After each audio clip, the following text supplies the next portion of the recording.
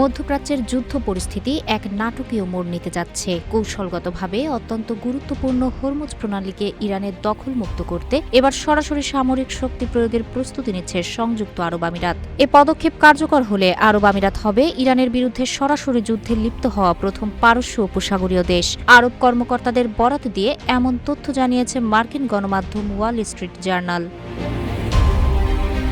1 মাসের বেশি সময় ধরে চলা যুদ্ধে আমিরাত প্রায় 2500 ইরানি ক্ষেপণাস্ত্র ও ড্রোন হামলার শিকার হয়েছে। এটি ইসরায়েল সহ এই অঞ্চলের অন্য দেশগুলোর তুলনায় বেশি। যুদ্ধের কারণে হরমুজ প্রণালী কার্যত বন্ধ হয়ে যাওয়ায় দেশটির তেল উৎপাদনও অর্ধেকের বেশি কমে গেছে। পাশাপাশি দুবাই ও আবুধাবির শেয়ার বাজার প্রায় $120 বিলিয়ন বাজার মূল্য হারিয়েছে।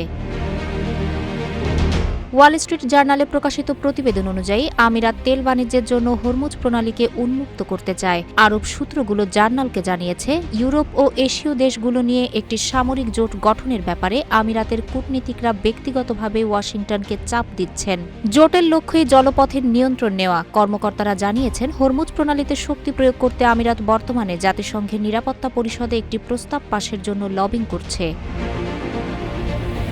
বর্তমানে প্রণালীর মাইন অপসারণ সহ সামরিক অবদান রাখার মতো ক্ষেত্রগুলো খতিয়ে দেখছে আবুধাবি। আরব কর্মকর্তারা জানিয়েছেন, উপসাগরীয় এই দেশটি চায় যুক্তরাষ্ট্র যেন প্রণালীর দ্বীপগুলো দখলে নেয়। এছাড়া হরমুজ প্রণালীতে অবস্থিত আবু মুসা দ্বীপটি দখলের জন্য তারা যুক্তরাষ্ট্রকে চাপ দিচ্ছে।